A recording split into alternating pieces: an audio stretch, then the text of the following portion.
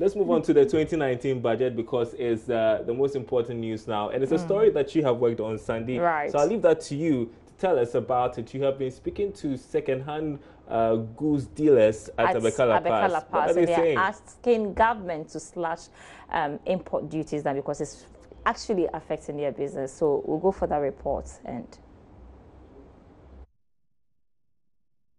So in less than 24 hours, the Finance Minister will present the 2019 budget to Parliament and Ghanaians as a whole. And for every Ghanaian, there's always a specific area of interest. For a nation that actually imports a lot of goods, how are importers faring? What is the situation on the ground? And ahead of the 2019 budget, what are their expectations?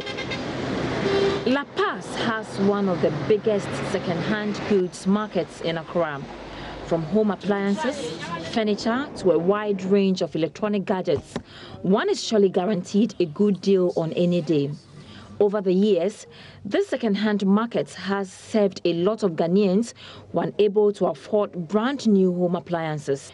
Richard inherited the business from his mom over 10 years ago. For him, business was just doing fine until import duties took a nosedive. This radio set, formerly sold to him at 50 Ghana, is now sold to him for 100 cedis.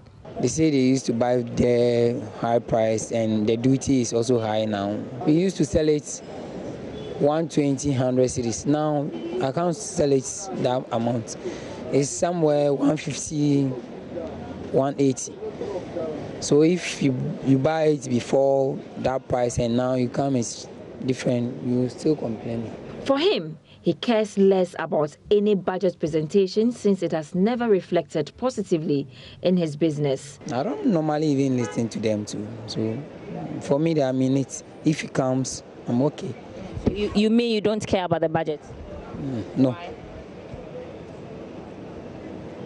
Why? No. I don't know why, because politicians, they are something, they will maybe say this today, tomorrow it will turn off. So if you are someone, you always put your man on politicians, they will always make your hand comes down. Augustine Osei is equally unhappy about import duties. A 40-footer container formerly cleared at 15,000 cedis is currently going for 30,000. Right now, when you go to, we are getting Christmas. Go to Temahaba and see right what's happening. The place is like football pitch, empty. But formally, you can't even get a leg to pass on. So my advice is they should go down and see to the duties, because the paperless, whatever they are calling it, people are still complaining. We come to La Paz. They say, oh, and you don't expect people to do business and lose. When I lose today, do expect to bring it again. So my expectation or my appeal is the government should go down, because when you are collecting taxes from people, it's not by force. When I don't bring in the goods, you can't get the taxes to collect from me. Rita, another importer, has this for government ahead of Thursday's budget. Ghana hano, yen factories ni hano. We produce less as a nation and we don't have a lot of factories manufacturing items here. So we definitely have to import. So what is the essence in having high import duties?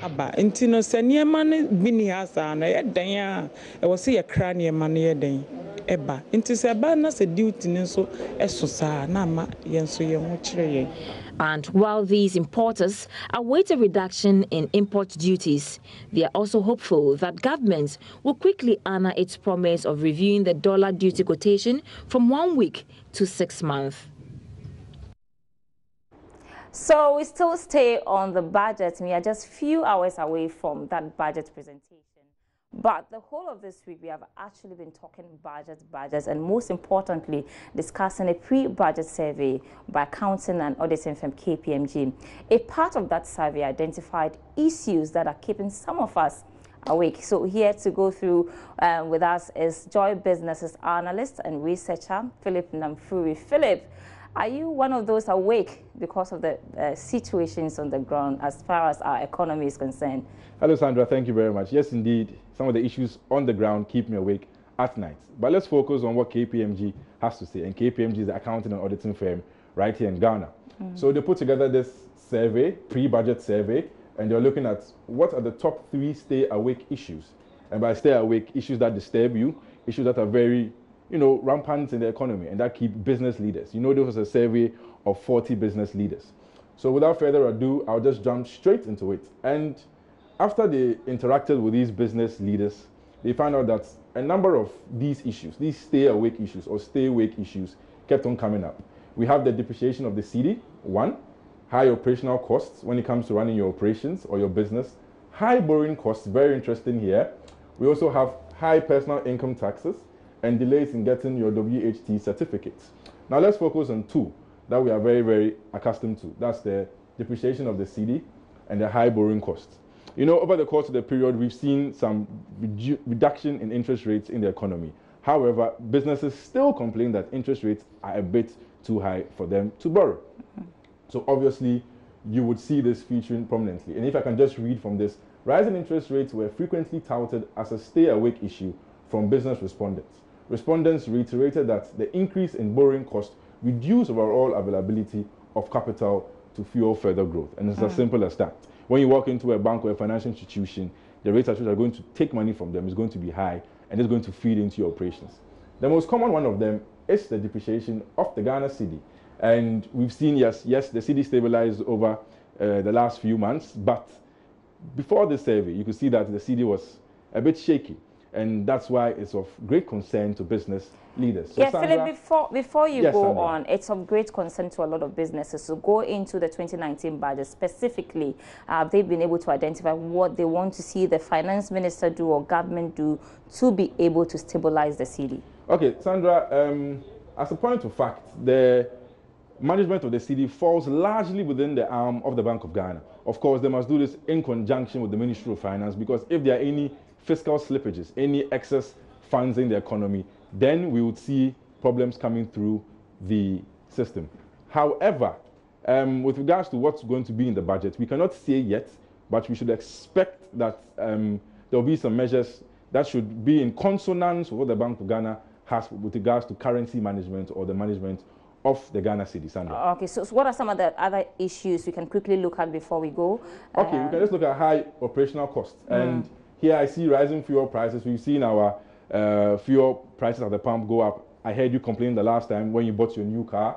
And significant detractors were all good. So yes, and utilities. When you go and buy your lights, your water, sometimes I'm wondering, you buy 300 Ghana, within 2 weeks it's done. These are some of the issues that were of concern. Lastly, before you go, tomorrow is the D-Day. We've been waiting for this, and the Joy Business, as usual, we have a lot for our viewers. So just remind us of what we are to expect tomorrow before you go. Okay, thank you very much, Sandra. So like I said earlier on, this whole week, our theme for this budget in-house is the reality versus the numbers. How are we going to connect the budget to the common man, to the ordinary man, to the spare parts dealer, to some of the gentlemen you are interacting with? How do we make sure that they have an interest in the budget? So tomorrow we'll be on the ground, we'll be in the studios, and we'll be having very, very light and hearty discussions with the whole essence or the whole aim of it connecting to you, the ordinary man and woman on the ground. It's a pleasure having you always on Business Live. To other stories now, and inflation for October has declined to 9.5 from 9.8 in September. According to the Ghana Statistical Service,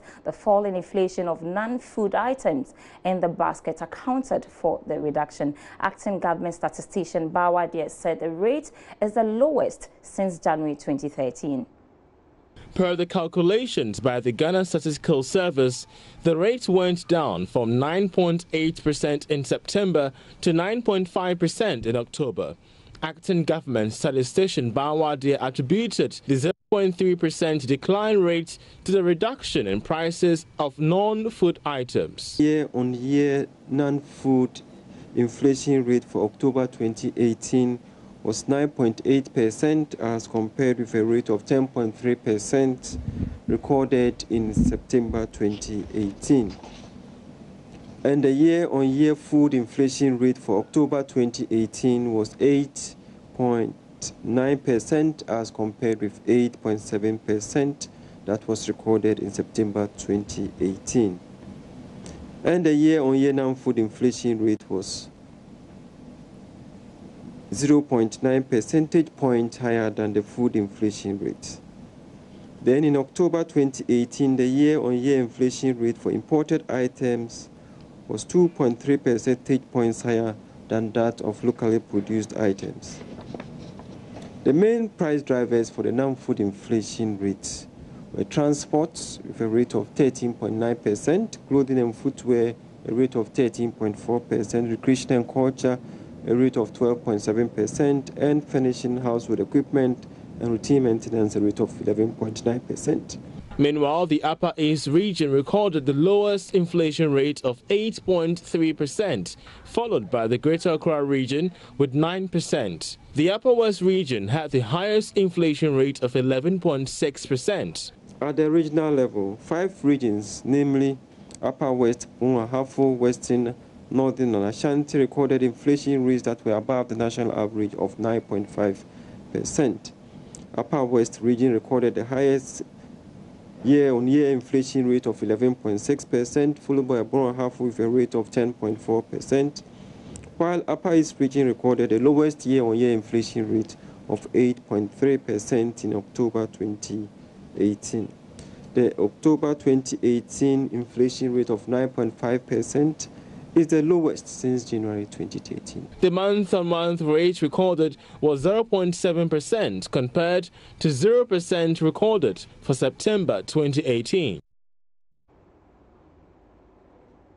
You're still watching Business Live. We pause for a short commercial break. When we come back, we have more on Business Live.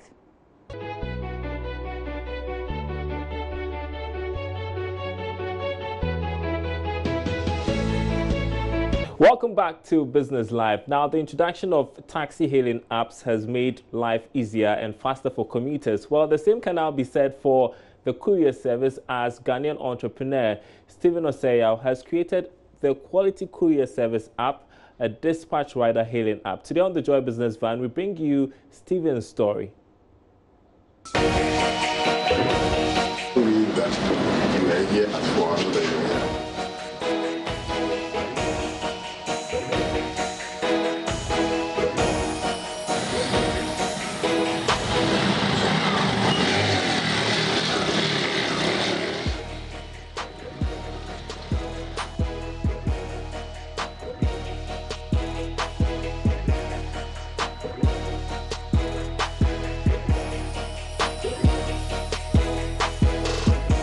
I didn't even know how to ride.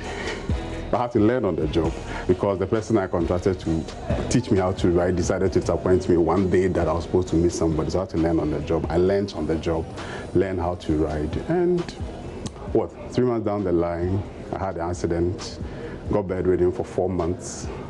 Then you have to come and start everything all over again. And yeah, we came back because we are not ready to give up.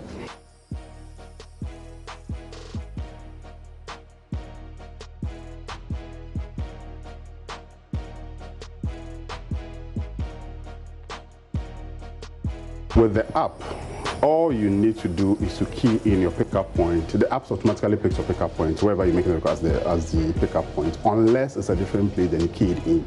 But when you key it in and you pick up the delivery point, immediately the biker accepts the request. It gives the biker the route where to take to get to exactly where you are.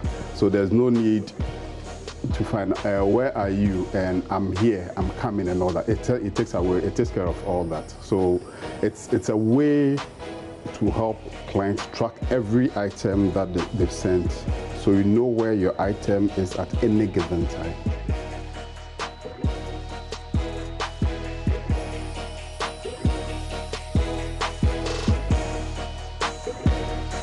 Because whenever you get somebody, you train the person because it has an easy entry. Like I was telling you, because it has an easy entry, the person thinks that, okay, now I know the ins and outs, I can also start. That is a big challenge, getting committed riders to do the job. It is a big challenge. All the courier companies will tell you that it is a big challenge because they think that they can easily walk in there, start their thing, and the regulators, although they are there, they are not clamping down on the illegal operators.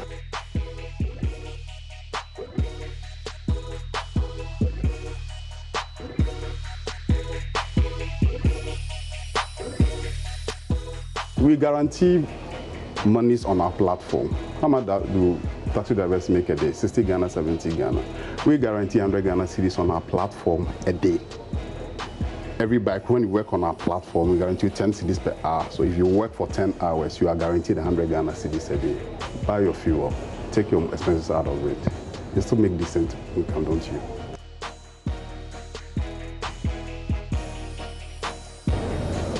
The people say there are no jobs in this country. I disagree. There are jobs in this country. There's that there are people who are not ready to do their jobs. Now, those who are ready to do their jobs don't get the help that they need.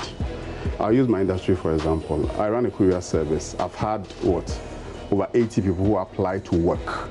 I still have them because I told them that on this you'll be working for yourself. You don't report to anybody. Even if you're a student and you want to work, you can work part-time and still make the income. They need motorbikes. They'll pay for it, but because we don't have the resources to pay for it, we're trying to. So these are the little things that if the government wants to create jobs, I think these are some of the things you should look at. Because the people are there, they are ready to work. How do we create a job for them to work?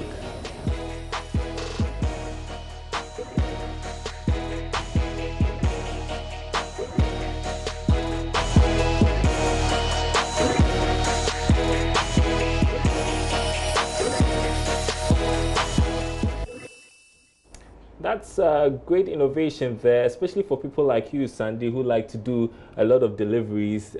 This should be easy for you. That was hyping me. I'm actually going to download the app right away. After the bulletin, I'll do that. But hey, tomorrow is the big day. The finance minister is going to present the 2019 budget. This is where to be for all the updates, for all the insights, for all the perspectives to the 2019 budget. You can also log on to our website, www.myjawline.com/business for all the updates. Follow us tomorrow for the budget discussion. My name is Sandra Isenamapeno. My name is Daroko. Thanks for watching.